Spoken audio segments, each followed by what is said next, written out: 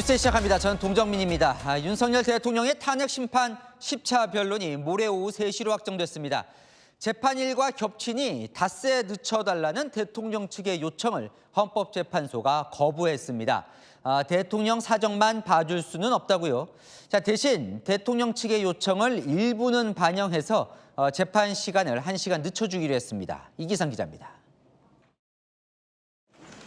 오늘 헌법재판소는 윤 대통령 측이 요청한 10차 변론기일 변경 요청을 받아주지 않았습니다. 예정대로 20일 오후에 변론을 열어 증인신문을 하기로 확정한 겁니다. 첫 번째, 공판 준비기일이 오전 10시고 오후 2시에 탄핵 재판을 잡으면 시간적 간격이 있는 점. 둘째, 변론기일에는 당사자, 재판부, 증인 일정을 모두 고려해야 하는데 재판부가 주 4일 재판을 하고 있고 증인 조지호에 대하여 구인영장 집행을 촉탁하는 점.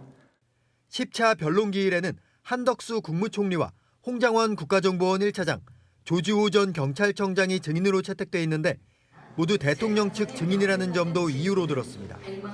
10차 변론은 피청구인이 신청한 증인 3명을 신문하는 점을 종합하여 2월 20일 오후 2시로 지정했습니다.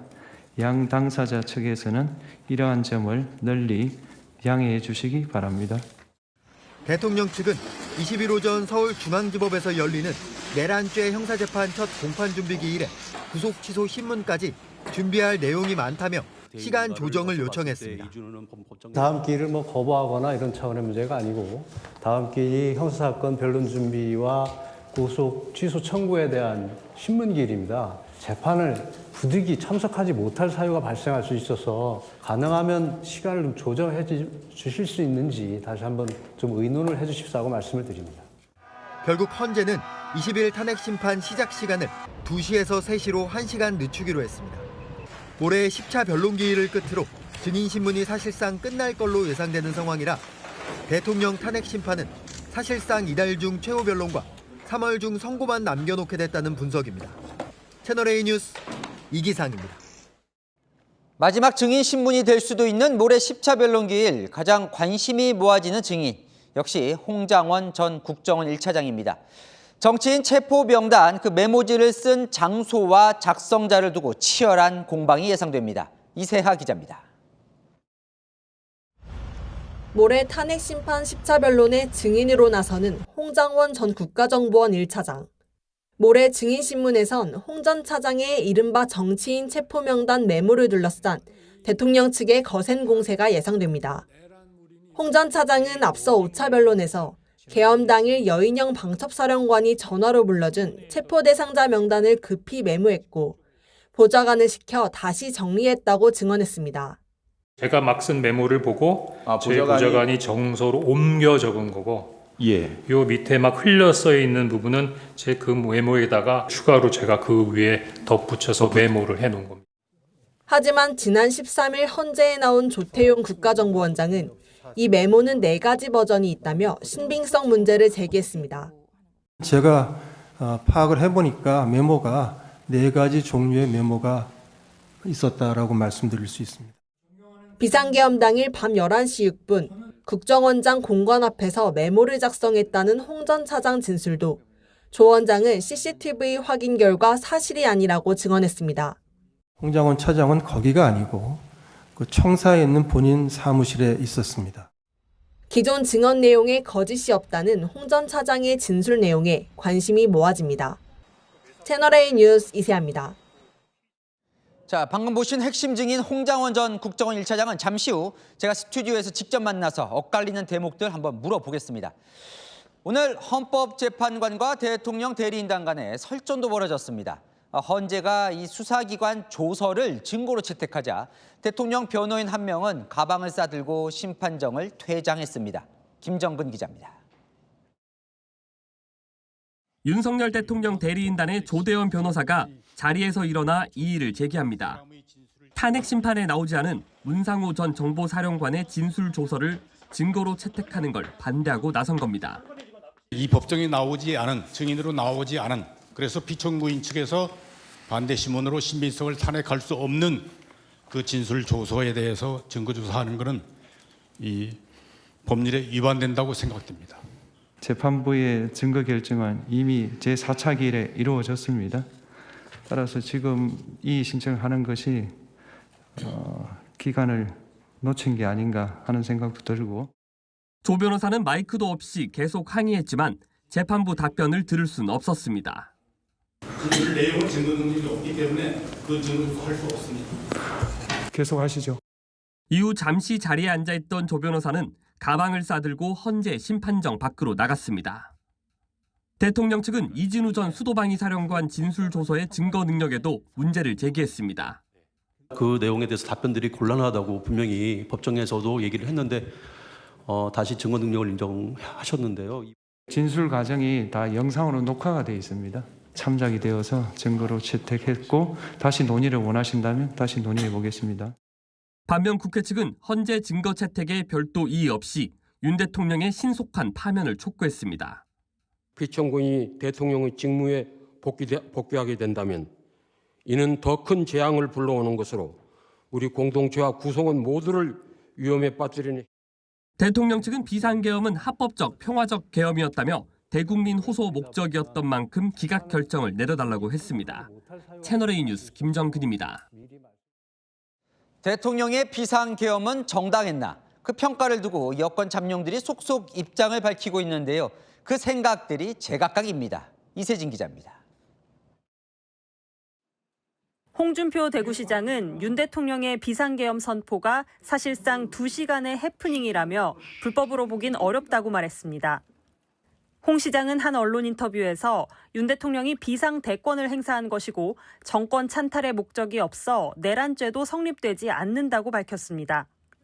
여권 주자 중 지지율 선두를 달리는 김문수 고용노동부 장관도 계엄은 대통령의 고유 권한이라는 입장입니다. 재판하기도 전에 그다음에 기소도 되기 전에 계엄은 내란이다 이런 등식은 대한민국 어느 법조문에도 없어요. 계엄은 대통령의 고유한 권한 중에 하나예요. 단 김 장관은 그 자리에 있었다면 드러누워서라도 계엄을 말렸을 것이라고 덧붙였습니다. 오세훈 서울시장은 두 주자와 정반대 대답을 내놨습니다. 이런 폭고가 원인이 됐는데 거기에 대항하기 위해서 선택한 수단이 조금 과도하고 무리였죠. 과잉방위는 법적으로 용인이 안 됩니다. 오 시장은 계엄 선포 다음 날에도 명분 없는 비상계엄은 민주주의 본령을 거스른 행위라고 말했습니다. 한동훈 전 대표는 비상계엄 선포 당일 계엄은 위법하다고 강조했습니다. 요건에도 맞지 않은 위법한 위헌적인 비상계엄 선포입니다. 조기 대선이 현실화된다면 계엄을 어떻게 평가하느냐도 주요 이슈로 떠오를 전망입니다. 채널A 뉴스 이세진입니다. 전방위로 헌법재판소 공세에 나섰던 국민의힘 지도부. 오늘은 헌재 비판이 사라졌는데요. 그 속내가 무엇인지 손인혜 기자가 전해드립니다. 일부 재판관들의 정치 편향성을 문제 삼으며 헌법재판소를 향해 연일 날을 세웠던 권성동 국민의힘 원내대표. 법치가 아니라 문영배 대행의 인치에 불과합니다. 반문명적인 폭고를 헌법재판소가 묵인하고 동조하고 다분히 감정적이고 편파적인 재판 진행입니다. 그런데 오늘 회의에선 헌재 공격이 사라졌습니다. 그 대신 이재명 민주당 대표의 도로 좌클릭 행보를 겨냥했습니다. 요즘 들어 성장을 외치는데 정작 성장하는 것은 이재명 대표의 거짓말 리스트뿐입니다. 한 관계자는 윤 대통령이 체포된 이후 지지층이 결집하며 여론이 반등하는 듯했지만 변곡점에 도달했다며 상속세 완화나 연금 개편 등을 꺼낸 이재명 대표에 상응하는 대안을 제시할 계획이라고 말했습니다. 오늘 다른 지도부 인사도 헌재를 향한 공격은 멈췄습니다. 이재명 대표의 페이스북에서도 국민의힘이 최고 세율 인하만 고집한다는 거짓말을 늘어놓았습니다. 국민의힘은 세액공제 한도 확대도 같이 주장을 했습니다. 여권 관계자는 탄핵 국면에 지친 중도층을 잡기 위해 정책에 집중할 필요가 있다고 말했습니다. 일각에선 여당이 헌재 흔들기에 몰두하고 윤 대통령 탄핵 기각을 선동한다는 비판 여론을 의식했다는 분석이 나옵니다. 채널A 뉴스 손인혜입니다. 쏟아지는 여론조사 결과 제각각이죠. 탄핵 종국을 맞아 저희 채널A가 여론조사 팩트체크 시스템 폴A를 다시 가동합니다. 신뢰하기 힘든 수치는 빼고 정확한 민심을 보여드립니다. 여론이 요동치고 있습니다. 조민기 기자입니다. 지난달 초 같은 기간 실시된 여론조사 기관 두 곳의 국민의힘 지지율입니다. A기관 조사에서 국민의힘 지지율은 36%였지만 B기관에서는 26.8%로 약 10%포인트 차이를 보였습니다. 비슷한 시기 조사여도 조사 방식, 질문 내용 등에 따라 천차만별입니다. 채널A는 여론조사 팩트체크 시스템 폴A를 통해 각 여론조사의 경향성을 최소화했습니다. 여론조사 기관별로 과도하게 한 방향으로 쏠린 수치나 편차를 제거해 평균값을 측정하는 방식입니다. 이렇게 하면 더 정확한 여론의 흐름을 살펴볼 수 있습니다. 폴A가 오늘 분석한 결과에 따르면 국민의힘 40.6%, 민주당 36.3%로 나타났습니다. 일주일 전보다 국민의힘은 1.2%포인트 오르고 민주당은 2.6%포인트 떨어진 건데 이후 실시된 여론조사 15개를 반영한 결과입니다. 국민의힘 지지율은 지난 70여일간 요동쳤습니다. 비상계엄 선포 이후 대통령 탄핵소추안 1차 부결 직후까지 하락하다가 다시 올랐습니다. 위기감에 빠진 지지층이 본격적으로 결집한 겁니다. 반면 같은 기간 한덕수 권한대행을 비롯한 국무위원 줄탄핵을 시사한 민주당은 하락세를 보였습니다. 여당 지지율은 대통령 체포 시도와 첫 헌재 출석, 구속 기소 같은 굵직한 사건들을 겪으면서 등락을 오갑니다. 특히 41.7%까지 올랐던 지지율이 갑자기 꺾이는 걸 볼 수 있습니다. 바로 서울 서부지법 난입 사태가 벌어진 시점입니다. 폴A는 앞으로 매주 최신 여론조사 결과를 반영해 정확한 여론의 흐름을 전달할 예정입니다. 자세한 내용은 폴A 홈페이지에서 확인할 수 있습니다. 채널A 뉴스 조민기입니다. 지금 구치소에 있는 곽종근, 이진우, 여인영, 문상호 등 계엄군 사령관들 일반인 접견이 금지돼 있는데요. 국가인권위원회가 인권 침해라는 의견을 표명하기로 의결했습니다. 강보인 기자입니다. 김용현 전 국방장관 측이 이진우, 여인영, 곽종근, 문상호 등 계엄군 사령관 4명에 대한 일반인 접견 금지 조치를 풀어야 한다며 긴급 구제를 신청한 건 지난 13일. 인권위원회 김용원 상임위원 주도로 오늘 군인권보호위가 열렸습니다. 위원회는 군사법원의 일반인 접견 등 금지 조치는 인권 침해라는 취지로 의견 표명을 하기로 결정한 걸로 알려졌습니다. 하지만 긴급 구제 신청은 인권위법에 따라 재판이 진행 중인 사안이라는 이유로 각하했습니다. 오늘 회의에는 위원 3명이 참석했는데 모두 인권위의 윤석열 대통령 방어권 보장 권고안에 찬성한 위원들이었습니다. 예, 결론을 내렸습니다. 그러면 3명 만장일치였던 거죠? 그렇습니다. 일부 인권위 비상임위원은 오늘 회의 참관이 거부당했다며 항의도 했습니다. 아무런 자격이 없는 김용원 의원을 사퇴하십시오. 의견 표명은 해당 기관에 인권위 의견만 전달한다는 점에서 권고 결정문을 보내고 90일 내에 관련 기관의 답변을 받을 수 있도록 한 구제 신청보다는 약한 조치입니다. 채널A 뉴스 강보인입니다. 네, 아는 기자 법조팀 김지훈 기자 나와 있습니다. 대통령 측에서 10차 변론기일 닷새만 좀 늦춰달라라고 얘기를 했는데 형사 재판일과 겹친다고요? 이걸 왜 안 받아준 거예요? 네, 오늘 재판부가 밝힌 이유는요, 3가지였습니다. 형사재판은 오전, 탄핵심판은 오후라서 시간이 안 겹친다는 거고요. 또 건강 문제로 결국 불참 입장을 밝혔지만 구치소에 있는 조지호 전 경찰청장을 이미 강제로 부르기로 했다는 이유도 됐습니다. 게다가 이날 증인 모두 대통령 측이 필요하다고 해서 부른 증인이니까요. 대통령 사정만 봐줄 순 없다는 겁니다. 근데 어쨌건 좀 그날 대통령 형사재판 일정이 있잖아요. 그건 알고는 있었겠죠. 헌법재판관들도 알았을 겁니다. 이 서울중앙지법이 윤 대통령 형사재판 첫 준비기일을 정한 게 이달 초거든요. 헌재는 여기서 열흘 뒤에 탄핵 변론기일을 추가로 지정했고요. 이미 형사재판 일정이 잡힌 상황에서 헌재 기일을 정한 거죠. 오늘 결정 전에 헌법재판관들 전원회의인 평의를 거쳤는데요. 이 형사재판과 구속 취소 신문 그리고 탄핵 심판을 하루 안에 하는 게 대통령 측의 부담이고 무리인지 검토한 걸로 전해집니다.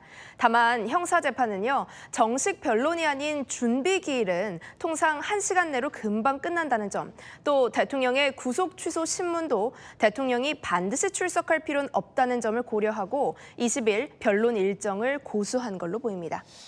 일정을 고수한 게 뭔가 헌재가 생각해놓은 일정이 있는 것 아니냐 이런 생각도 들던데 어떻습니까? 네, 오늘 문영배 헌법재판소장 권한대행의 발언에서 힌트를 찾을 수 있습니다.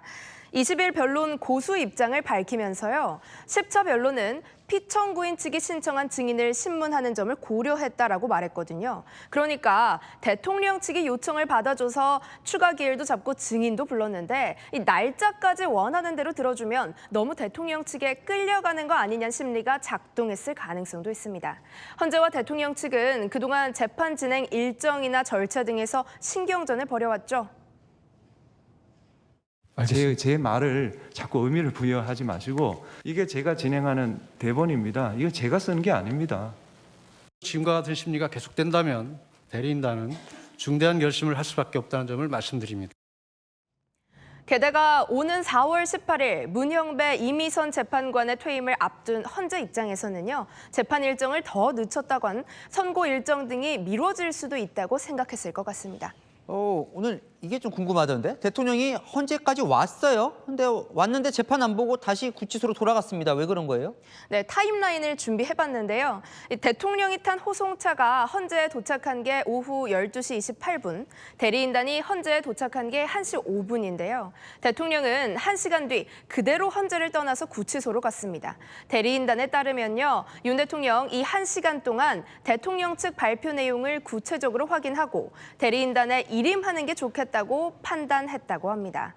오늘 증인신문이 없는 것까진 이미 알고 있었는데 이 국회 측의 일방적인 주장을 2시간이나 앉아서 들을 필요까진 없다고 봤을 수 있습니다. 그런데 이 여당이요. 계속 헌재를 비판해오다가 오늘은 조용했어요. 네, 어제까지만 해도 여당 의원 30여 명이 헌재를 항의 방문했었잖아요. 길거리 잡범에 대한 판결도 이렇게 번개불에 콩 구워 먹듯이 하지는 않습니다. 오늘은 일절 헌재를 비판하는 언급이 없어서 이례적이긴 했습니다. 무슨 사정이 있나요? 여당 관계자에게 물어봤거든요. 그간 헌재 탄핵 심판의 불공정성을 계속해서 강조해 온 게 어느 정도 국민들에게는 전달됐다는 자체 판단도 있었다고 하고요. 민주당이 사실상 조기 대선 체제로 정책을 쏟아내는 상황에서 이 탄핵 심판에만 매달리다가는 민생이나 정책에는 관심 없다는 비판 가능성도 의식하고 있다는 분석도 나옵니다. 네, 잘 들었습니다. 아는 기자 김지윤 기자였습니다. MBC 기상캐스터 고 오요안나 씨의 유족이 고인의 일기장을 공개했습니다. 직장 내 괴롭힘 문제로 괴로웠던 마음을 담았는데요. 일기가 쓰여지기 이틀 전엔 MBC 관계자에게 직접 고충을 털어놓기도 했습니다. 최다함 기자의 단독 보도입니다. 고 오요안나 씨의 2023년 2월 일기장 내용입니다. 선배들이 나의 잘못을 샅샅이 모아 윗선에 제출했고 단체 카톡방에서 쉴 새 없이 날 욕했다. 당신들이 나를 아니라고 하는 게 너무 고통스러워서 배우거나 연습하기보단 회피하며 술이나 마셨다고 적어놨습니다. 이 일기를 쓰기 이틀 전 재계약 논의를 하려 MBC 관계자와 만난 자리에서도 오 씨는 선배들과 관련한 고충을 털어놓습니다. 제가 너무너무 큰 실례를 저질렀는데 제대로 사과드리지 않아서 계속 사과를 하는 도중에 뭔가 마찰이 많았어요. 제가 뭔가 나쁘게 생각될 만한 짓을 했는데 이제 겸손하지 못하게 해서 뭔가 더 화나시고 더 그런 상태이긴 해요. 자신이 오해를 많이 사는 것 같다고도 했습니다. 제가 표현도 되게 서툴고 뭔가 빠릿빠릿하게 연락을 한다던가 아니면은 살갑게 한다던가 이런 스타일이 아니어서 오해를 많이 사는 것 같아요. 대화 상대인 MBC 관계자는 내부적으로 잘 풀라고 했습니다. 선배들은 또 기자들도 항상 좋은 말을 하고 있는 거잖아. 그래서 그런 게 있을 수 있지. 그래서 내부적으로 선배 관계는 잘 푸시면 되는 거고. 유족은 이 관계자가 오 씨가 고충을 토로한 것으로 알려진 MBC 관계자 4명과는 다른 인물이라고 밝혔습니다. 채널A 뉴스 최다함입니다. 네, 문제를 팔아 돈벌이에 이용한 교사들이 줄줄이 적발됐습니다. 입시 학원에 판 문제를 그대로 학교 시험에 출제하기도 했습니다. 이렇게 챙긴 돈이 213억 원에 달합니다. 이현재 기자입니다. 왼쪽은 유명 입시학원 교재, 오른쪽은 한 고등학교의 시험 문제입니다. 지문부터 빈칸 위치, 객관식 문항까지 토씨 하나 다르지 않습니다. 또 다른 문제도 마찬가지, 글씨체만 다를 뿐 똑같습니다. 한 고등학교 현직 교사가 유명 입시학원 강사에게 돈을 받고 판 영어 문제를 학교 시험에도 그대로 낸 겁니다. EBS 출제위원이기도 한 이 교사는 EBS 교재 자료를 입시학원에 빼돌리기도 했습니다. 이 교사가 학원에 판 문항을 보니 3주 늦게 출간된 EBS 지문과 거의 판박입니다. 이렇게 불법으로 문제를 팔아 받은 돈만 약 6억 원에 달합니다. 감사원이 최근 5년간 사교육업체와 고등학교 교사들의 문제 거래를 점검했더니 문제를 판 교사가 249명, 받은 금액만 213억 원에 육박했습니다.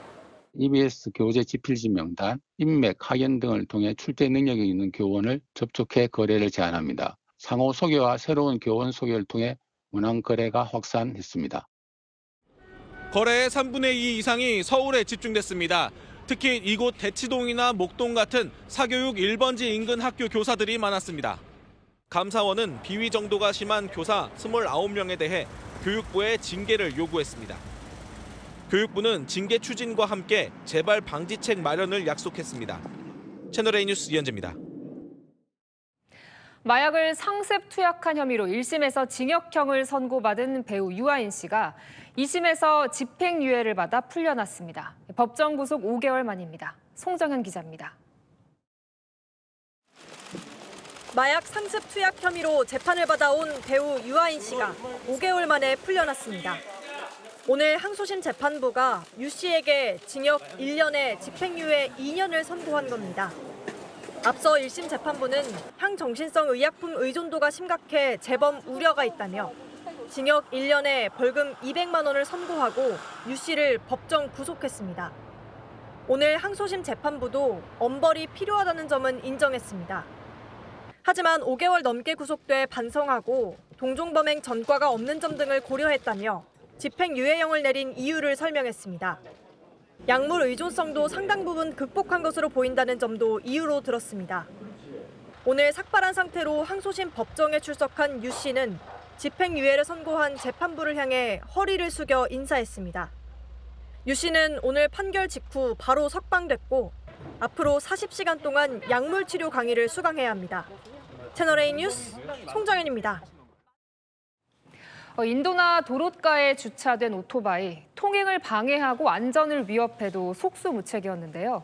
오토바이에도 자동차와 똑같이 과태료가 부과될 전망입니다. 홍란 기자가 보도합니다. 서울 동대문 시장 앞에 오토바이 수십 대가 빼곡합니다. 시장 상인들의 편의를 위해 오토바이 전용 주차구역도 마련했지만 이를 벗어나 차도까지 점령했습니다. 공간을 확보를 안 하는 이 시나 이런 게 다 문제가 있겠죠. 그런데 우리는 그냥 하루 걸어서 먹고 하기 때문에 그거를 하루하루 잊어버려. 하루 이틀 일이 아니다 보니 이제는 무감각해질 정도입니다. 처음에는 좀 위험하다고 생각했는데 10년 다녔고 하니까는 별로 그렇게 위험하다고 생각은 안 들어요. 서울의 한 초등학교 앞입니다.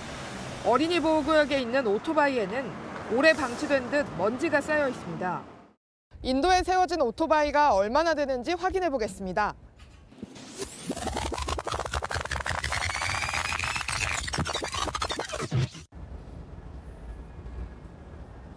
(200m) 정도 되는 거리에 주차된 오토바이만 6대에 달합니다. 오토바이는 자동차와 달리 불법 주정차 과태료 규정이 없어 사실상 무방비 상태입니다. 좀 위험해요. 저러고 있으면 만약에 갑자기 타고 가다 부닥칠 수도 있고 또 보기도 미관상 안 좋고. 한 장소에 계속 주차장. 그러니까 그런 것도 단속해서 정리를 했으면 좋겠어요. 이렇다 보니 경찰청에 접수된 이륜차 불법 주정차 신고 건수는 2023년 기준 9만 2천여 건으로 5년 전보다 38배 증가했습니다. 결국 국민권익위원회는 불법 주정차된 이륜차에 과태료를 부과할 수 있도록 규정을 마련하라고 경찰청에 의견 표명했습니다. 지자체에도 강제 이동 명령 등 조치를 하라고 권고했습니다. 다만 일각에서는 주차 공간 확충이 우선돼야 한다는 목소리도 나옵니다. 채널A 뉴스 홍란입니다. 네, 관광객들로 북적이는 북촌 한옥마을. 밤까지 이어지는 소음에 주민들 불편이 이만저만이 아니었습니다. 결국 밤에는 관광객 통행을 제한하는 일명 레드존을 설치했는데요. 석 달이 지난 지금 상황이 좀 나아졌을까요? 광민경 기자가 다시 가봤습니다. 북촌 한옥마을입니다. 3달 전 주민들의 사생활 보호를 위해 저녁 시간엔 관광객 출입을 막는 레드존을 지정했는데요. 지금 상황은 어떤지 다시 가보겠습니다. 주민들이 살고 있는 한옥. 대문 앞 계단과 담장은 관광객들의 포토존입니다.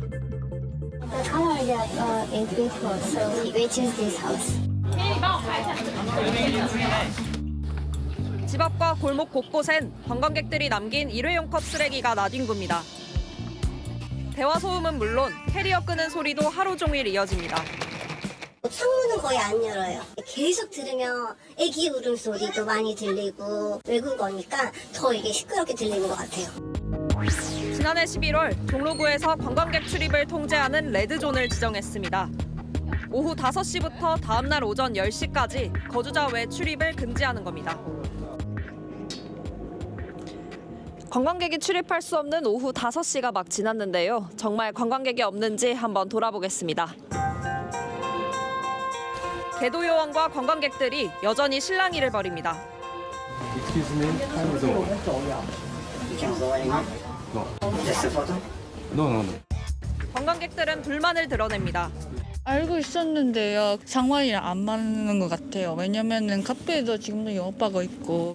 몰랐어요. 네, 몰랐어요. 좀 이른 것 같긴 해요. 네.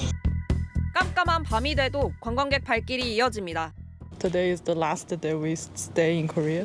Just look around and take some good pictures. We just see this one. Yeah. 레드존 지정 전에는 한 달에 10건가량 민원이 들어왔지만 지정 이후엔 한 건도 없었다는 게 구청 설명입니다.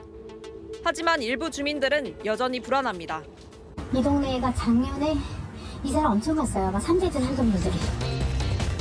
레드존 단속 계도 기간은 이번 달 끝납니다.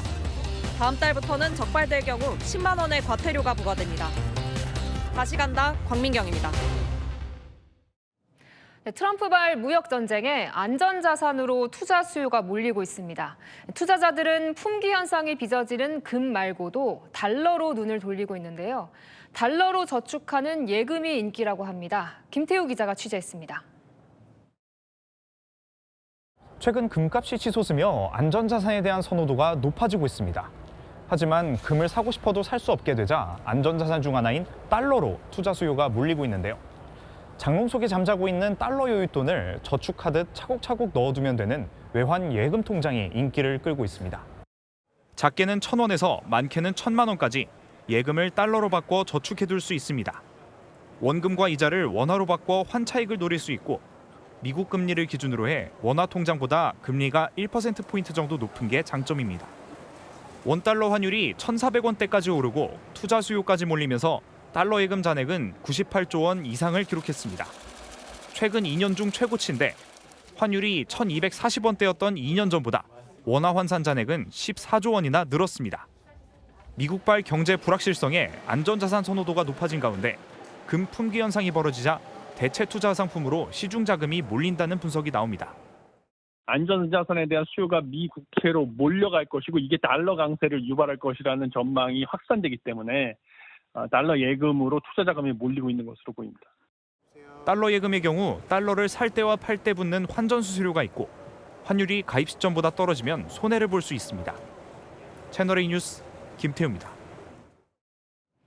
미국과 러시아가 우크라이나 전쟁을 끝내기 위해 사우디아라비아에서 만났습니다. 두 나라의 외교장관이 만나 첫 협상에 나선 건데 전쟁 당사자인 우크라이나는 회담에 끼지 못했습니다. 김민곤 기자입니다. 사우디아라비아 측 인사를 가운데 두고 미국과 러시아 두 나라의 고위급 외교 관계자들이 굳은 표정으로 마주했습니다. 현지 시각 오전 10시 반쯤 사우디아라비아 수도 리야드에서 러시아의 우크라이나 침공으로 촉발된 전쟁을 마무리 짓기 위한 회담이 열렸습니다. 종전 협상이 열린 것은 전쟁 발발 3년 만에 처음입니다. 미국에선 마코 루비오 국무장관, 마이크 왈츠 국가안보보좌관, 스티브 위트코프 중동 특사가 참석했고 러시아에선 세르게이 라브로프 외무장관과 유리 우샤쿠프 크렘린궁 외교담당 보좌관이 나왔습니다. 협상 중재를 위해 사우디아라비아의 외교장관과 국가안보보좌관도 정중앙에 동석했습니다.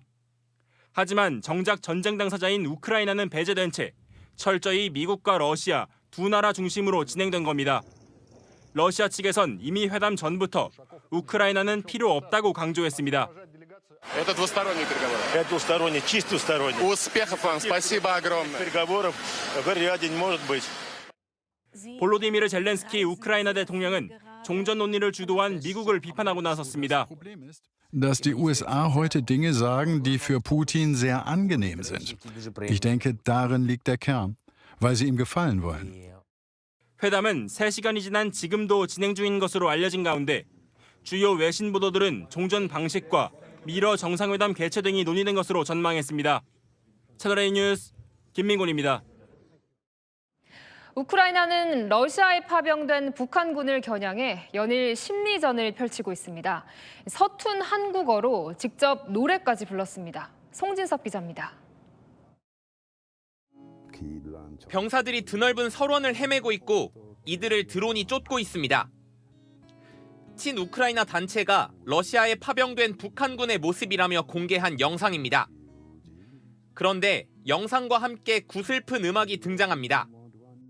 우리 둘밖에 없어 우리 수가 나보래 굴법이란 걸 없어 싸움은 용감하게. 가사를 자세히 들어보니 한국어입니다. 우크라이나 측에서 노래를 부른 겁니다. 우크라이나 군에 쫓기는 처량한 신세라며 북한군의 심정을 담은 것인데 지휘관을 향한 욕설도 나옵니다. 비원이 못 왔는데 지원병 안 보이네. 매일 있는 년 우리 속아 나보네. 우크라이나 측이 심리전을 위해 어눌한 한국어 발음으로 북한군을 조롱하는 노래까지 만든 겁니다.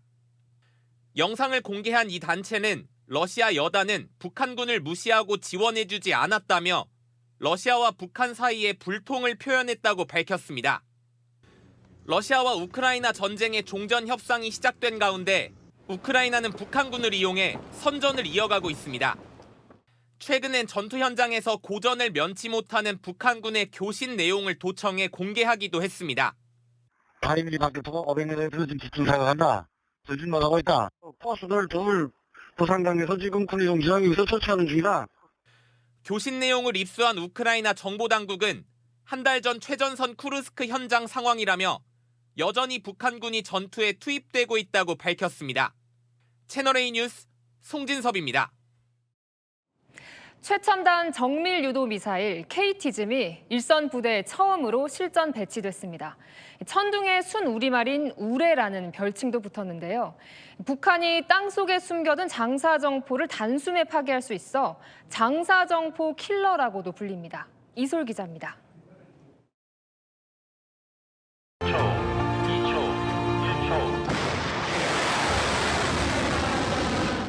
미사일 두 발이 발사대에서 연달아 굉음과 함께 연기를 내뿜으며 하늘로 솟구칩니다. 미사일은 120km 이상 떨어진 표적에 정확히 떨어지고 지하 수미터 아래를 파고 들어갑니다.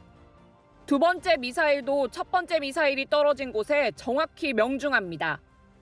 유사시 북한의 장사정포를 몇 분 안에 정밀 타격해 초토화시킬 수 있는 전술 지대지 유도무기 KT즘입니다. 우리 군은 즉각 목표물을 초토화시키겠다는 뜻을 담아 천둥의 순 우리말인 우레라는 별칭을 붙였습니다. 2010년 11월 연평도 포격전을 계기로 북한의 장사정포에 대응하기 위해 개발에 착수한 지 15년 만에 오늘 우리 군에 처음 실전 배치됐습니다. 사거리는 180km로 휴전선 일대에서 평양까지 도달할 수 있습니다. 열압력 탄두를 장착해 지하 수미터를 관통하는 KT즘은 북한이 지하갱도에 꽁꽁 숨긴 장사정포 진지를 정밀 타격할 수 있는 정확성과 파괴력을 가졌습니다. 군은 사거리와 관통력이 강화된 KT즘2도 2027년까지 개발을 완료할 계획입니다. 채널A 뉴스 이소리입니다. 트럼프 미국 대통령이 최측근인 머스크와 함께 언론 인터뷰에 나섰습니다. 일각에서 제기된 불화설을 비꼬듯 뉴스를 흉내내며 브로맨스를 과시했습니다. 워싱턴 최주현 특파원이 전합니다. 도널드 트럼프 미국 대통령과 정부 효율부 수장에 오른 일론 머스크 테슬라 CEO가 나란히 앉았습니다. 친트럼프 성향의 미국 폭스뉴스가 최근 두 사람을 한자리에 불러 인터뷰했는데 현지 시각 오늘 밤 방영을 앞두고 일부 내용을 선공개한 겁니다. 1분 반가량의 영상의 핵심은 두 사람 사이 제기된 불화설에 대한 반박이었습니다. Actually, Elon called me. He said, "You know, they're trying to drive us apart." I said, "Absolutely." 둘의 불화설은 최근 트럼프의 AI 프로젝트에 머스크가 냉담한 반응을 보인 것에서부터 시작됐습니다. 트럼프는 언론 등에서 우리가 서로 미워하길 바라는 것 같다며 뉴스 속보를 풍자하기도 했습니다. We have breaking news. Donald Trump has ceded control of the presidency to Elon Musk. And I say, it's just so obvious. They're so bad at it. 머스크 역시 동조했습니다. But you know what I have learned, Elon? The people are smart. They get it. Yeah, they do. They get it.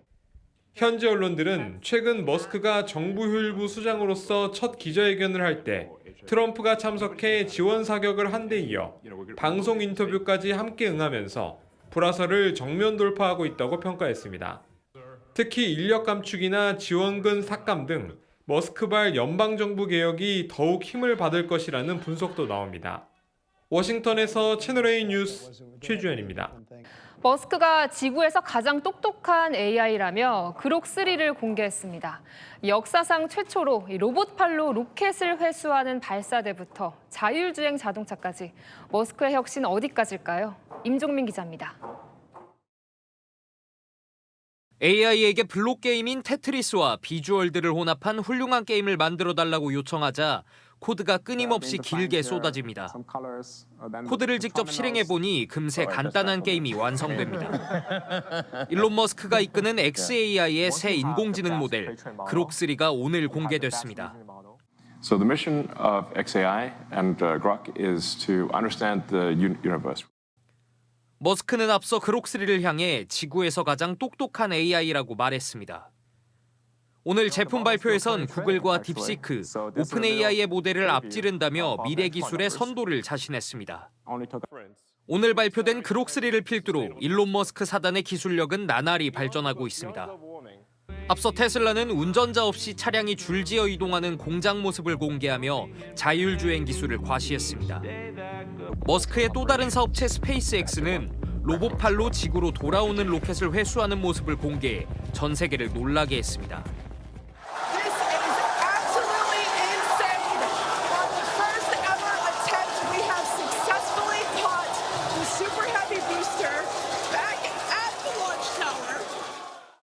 머스크는 그록3의 음성 모드까지 추가한 뒤 2년 안에 스페이스X의 로켓 시스템에 그록 AI를 탑재할 계획이라고 밝혔습니다. 채널A 뉴스 임종민입니다. 미국 동부를 강타한 겨울 폭풍이 무시무시합니다. 수도관 파열로 침수된 거리가 그대로 얼어붙었습니다. 어떤 모습인지 박선영 기자가 전합니다. 건물 밖에 주차된 자동차들이 얼음에 반쯤 갇혀 있습니다. 물과 함께 그대로 얼어버려 꺼낼 수도 없는 상태입니다. 미국 디트로이트에서 1930년대에 만들어진 수도관들이 파열됐는데 영하 17도의 한파에 침수된 지역이 얼어붙은 겁니다. 미국 동부를 강타한 한파로 곳곳에서 피해가 잇따르고 있습니다. 매사추세츠의 한 공사장에선 3층짜리 건물이 쌓인 눈의 무게를 이기지 못해 무너지는 일도 있었습니다. 현지 경찰은 사고 당시 강풍까지 불어 건물이 뜯겨져 나간 것으로 보고 있습니다. 당시 건물 주변에 사람이 없어 인명피해는 없었습니다. 아수라장유된 비행기 안에서 승객들이 승무원의 안내를 받으며 밖으로 나갑니다. 밖에서 보니 눈 쌓인 활주로에 비행기가 뒤집혀 있습니다. 현지 시각 어제 오후 2시 15분쯤 미국 델타 항공자회사 엔데버 에어 여객기가 캐나다 토론토 피어슨 국제공항에 착륙하던 중 뒤집히는 사고가 발생했습니다. 여객기에는 승객 76명 등 총 80명이 타고 있었는데 현재까지 18명이 다친 것으로 알려졌습니다. Hit the ground and the plane went sideways and I believe we skidded like on our side and then flipped over on our back. 로이터 통신은 착륙 중 눈폭풍이 일면서 비행기가 뒤집혔다고 보도했습니다. 현지 당국은 영하 8도의 한파에 최대 시속 60km에 달하는 바람 등 사고 당시 날씨가 착륙 과정에 영향을 줬을 것으로 보고 정확한 사고 원인을 조사 중입니다. 채널A 뉴스 박선영입니다. 비명계가 주도한 새로운 플랫폼이 출범했는데요. 희망과 대안, 잠룡들이 대거 참석했는데 이재명 대표 견제 메시지가 쏟아졌습니다. 이서영 기자입니다. 비명계가 주도하는 새 플랫폼 희망과 대안 포럼이 오늘 출범했습니다. 김부겸 전 국무총리, 김두관, 박용진 전 의원 등 비명계 대선 주자들이 총출동해 이재명 민주당 대표를 겨냥했습니다. 현재 민주당만으로 가능하다고 저는 믿지 않습니다. 민주당의 다양성과 민주성, 역동성이라는 강점을 살릴 때만이 성공할 수 있다. 이 대표를 만난 지 닷새 만에 다시 국회를 찾은 김경수 전 경남지사도 이 대표 체제의 한계를 지적했습니다. 민주당이 국민들로부터 지지를 압도적으로 받지 못하는 건 좀 사실이고요. 국민 통합을 이뤄낼 수 있는 그런 정치가 가능하다. 김 전 지사는 탄핵 찬성 세력을 한데 아우르는 한국형 연정을 제안했는데 조기 대선을 겨냥한 행보라는 해석이 나옵니다. 이 대표는 오는 27일 임종석 전 대통령 비서실장을 만나는 등 비명계 연쇄 회동을 추진하며 통합 행보를 이어가고 있습니다. 당의 소란감을 갖고 있는 여러 인사들을 좀 만나고 있는 것으로 좀 알고 있습니다. 그런 분들 좀 만나는 일정도 잡고 있고요. 다만 이낙연 전 대표는 만나지 않을 것으로 알려졌습니다. 채널A 뉴스 이서영입니다. 여러 재판을 받고 있는 이재명 민주당 대표가 다음 달엔 증인으로 법정에 서게 됐습니다. 유동규 전 본부장 등 대장동 개발업자들 재판에 증인으로 채택된 겁니다. 다른 사람 재판에 증인으로 나서는 건 처음입니다. 유주은 기자입니다. 대장동 개발 의혹 재판에 출석하는 이재명 더불어민주당 대표. 대장동 민간업자들에게 특혜를 제공해 성남시에 손해를 끼친 혐의입니다. 그런데 이 대표가 다음 달 21일에는 피고인이 아닌 증인 신분으로 법정에 서야 합니다. 김만배, 남욱, 유동규 등 대장동 개발업자들의 형사재판에 증인으로 소환되는 겁니다. 다음 달에 대장동 민간업자 재판 증인 출석 앞두고 계신데 입장 어떠세요? 이 대표가 본인 재판이 아닌 다른 재판에 증인으로 채택된 건 처음입니다. 그동안 이 대표 대장동 형사재판에 유동규 전 성남도시개발공사 본부장이 증인으로 나왔는데 이제는 이 대표가 유 전 본부장 재판에서 증언해야 하는 정반대 상황이 된 겁니다. 유 전 본부장은 이 대표에 대한 반대 신문 시간에 30시간을 달라며 이 대표가 안 나오면 구인장을 발부해달라고 재판부에 요청했습니다. 재판부도 이번 주 안에 소환장을 보내겠다고 밝혔습니다. 아직까지 이 대표 측은 증인으로 출석할지 입장을 밝히지 않았습니다. 법원 소환장을 받고도 정당한 이유 없이 출석하지 않으면 500만 원 이하의 과태료가 부과될 수 있습니다. 채널A 뉴스 유주은입니다. 성혜란 기자와 열랑야랑 시작합니다. 첫 번째 주제 보겠습니다. 대통령실을 용산에서 또 옮기자고요? 네, 다시 돌아온 친노 김경수 전 경남지사가 이 대통령 집무실을 세종시로 옮기자고 나섰습니다. 행정수도 이전은 참여정부 당시에 노무현 대통령의 꿈이기도 했고요.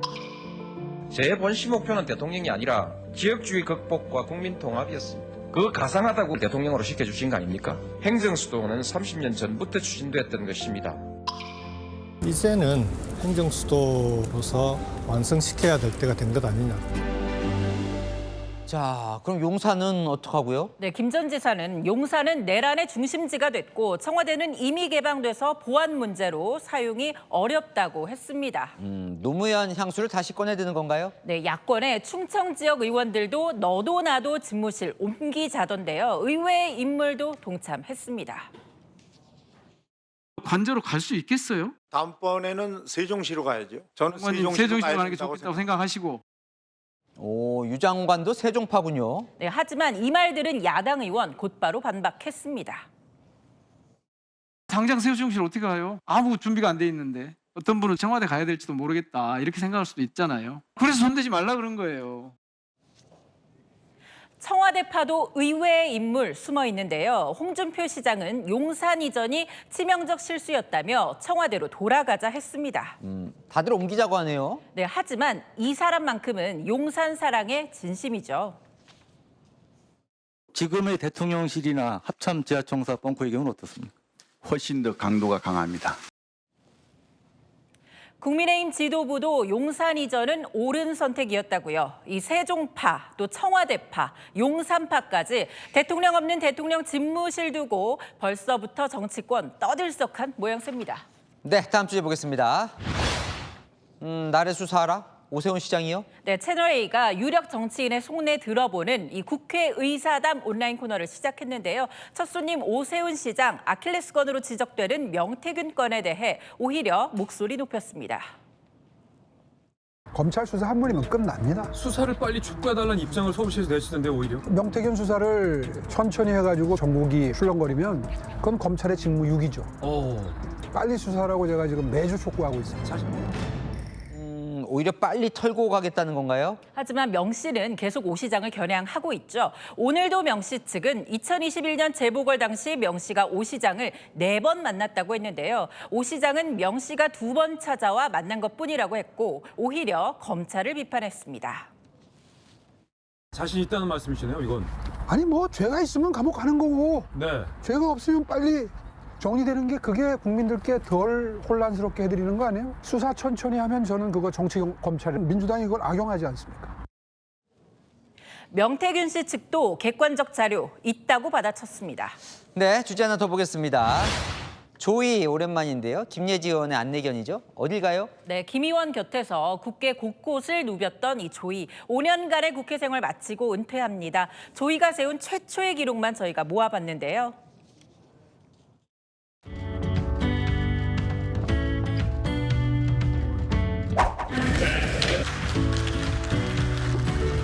국민의힘 김예지 의원의 질의가 큰 울림을 주었습니다.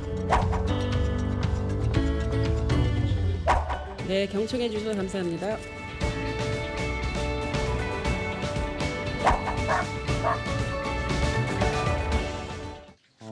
이제 어디로 가나요? 네, 새로운 자원봉사 가족을 만나러 갑니다. 어지러웠던 전국 속 국민의 위안준 대견한 조이. 이름처럼 즐거운 일만 가득하길 바랍니다. 네, 지금까지 여랑야랑이었습니다. 네, 헌법재판소 출석을 앞둔 홍장원 전 국정원 1차장 모시고 좀 궁금한 점들 풀어보도록 하겠습니다. 나와주셔서 감사합니다. 예, 바로 좀 질문을 드리겠습니다. 계엄 당일 계엄 선포가 된 직후에 대통령으로부터 전화 한 통을 받으신 거고요. 그 전화에서 이제 회자가 많이 되고 있는 이 얘기 싹 다 잡아드려 이 얘기를 들으신 건 맞는 거죠? 예, 맞습니다. 그래서 이런 얘기를 했다는 겁니다.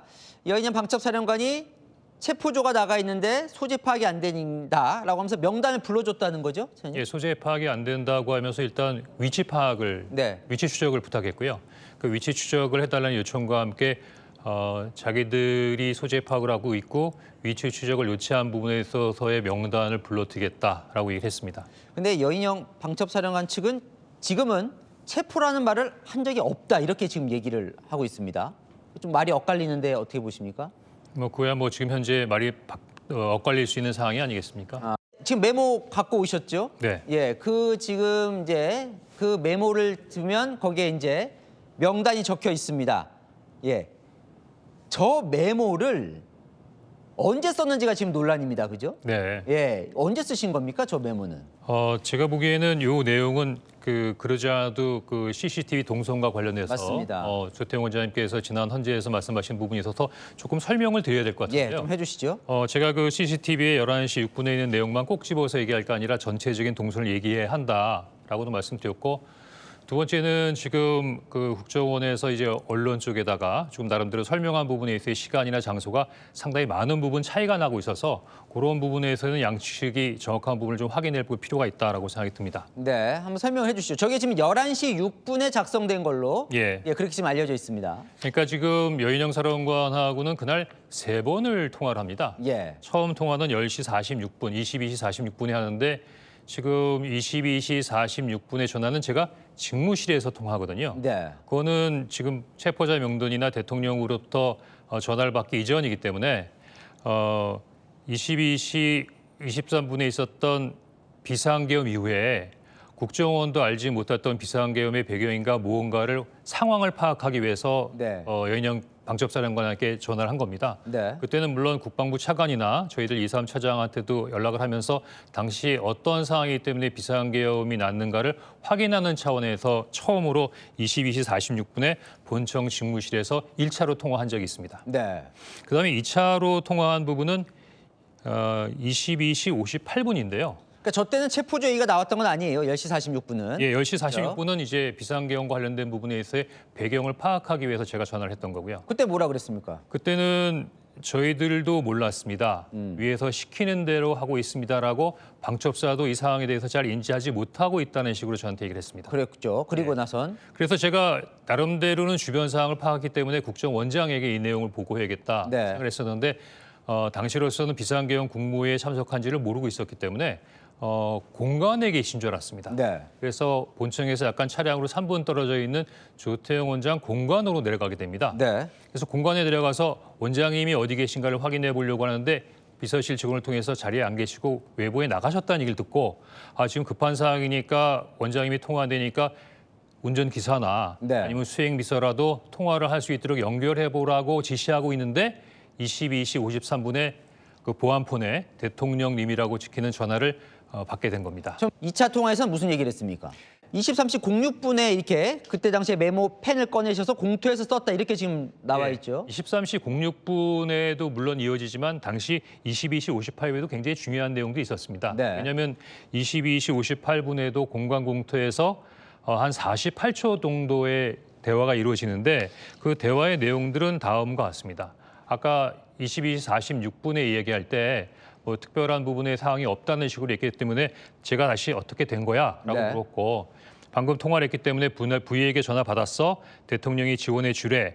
그렇게 얘기를 하자 여인영 사령관도 어느 정도 나름대로 그 신뢰가 회복됐는지 경찰과 협조해서 국회를 봉쇄하고 있습니다라는 말부터 시작해서 선배님 이걸 도와주십시오. 체포조가 나갔는데 소재 파악이 안 됩니다. 위치 추적을 해주세요라면서 검거 요청을 하면서 그때 이미 대상자 명단을 불러주겠다고 했습니다. 그래서 명단 관련 이야기는 이미 이 22시 58분에 대화가 있었습니다.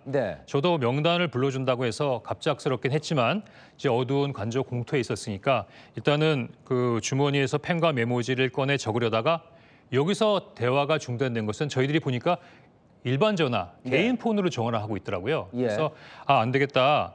이 전화 보안폰이 아니잖아. 이제 보안폰으로 하자라고 해서 전화를 끊고 일단 통화가 중단됩니다. 그럼 일단 사무실로 가서 그 조치를 해야겠다 싶어서 직무실로 이동하게 됩니다. 직무실에 들어가서 11시 6분에 이제 다시 그 기존에 했던 개인 전화로 다시 연결하게 되죠. 제가 그 직무실에 들어가자마자 앉지도 못한 상태에서 그냥 선체로 바로 그 여인영 사령관에게 다시 전화를 합니다. 그래서 그때 얘기했던 게 야 보안폰이 안 되니 사람을 보내라. 명단이든 뭐든 그런 부분을 문서로. 그랬더니 시간이 없습니다. 그냥 불러드릴게요 해서 그 명단을 전화를 든 상태에서 조급하게 다시 메모지를 꺼내서 막 적게 된 거죠. 11시 6분에 공터에서 전화를 받고 공터에서 적었다라는 걸로 그렇게 진술하지 않으셨습니까? 저도 명단을 적은 것을 관저 공터에서 서서 적었다고 했는데 22시 58분에 공관 공터의 상황과 23시 06분에 직무실에서 서서 받아 적었던 사항을 다소 혼동해서 진술했던 것도 사실인 것 같습니다. 그러면 22일, 그러니까 모레 이제 다시 헌재에 출석하게 되실 것 같습니다. 처음으로 이제 유일하게 사실 2번 증언대에 서시게 됐는데 나가시는 거죠? 예, 나가겠습니다. 예, 나가서 어떤 부분을 좀 말씀을 하고 싶으실까요? 질문하실 때 제가 헌재에 가서 잘 말씀을 드리겠다고 하는 것처럼 요 메모와 관련돼서 여러 가지 어떤 의혹이나 궁금증을 거기에 나가서 잘 풀어드릴 수 있도록 답변해 보도록 하겠습니다. 네, 알겠습니다. 오늘 말씀 여기까지 듣겠습니다. 나와주셔서 감사합니다. 인천 김성수 선생의 70주기 추모식이 열렸습니다. 일제강점기, 이념을 뛰어넘는 통합 리더십을 보인 인천 선생의 삶은 지금의 우리에게도 시사하는 바가 큽니다. 김재혁 기자입니다.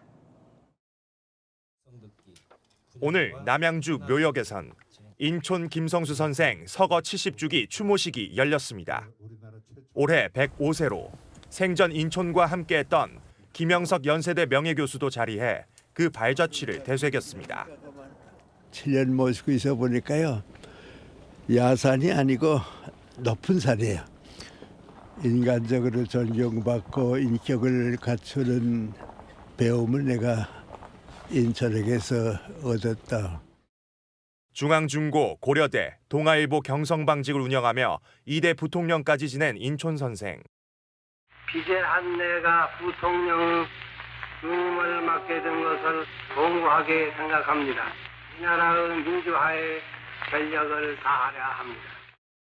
평생 자신의 이익보다 공동체 이익을 우선하고 좌우 이념 가리지 않고 사람들을 포용해온 인천의 리더십이 지금 더 주목받고 있습니다.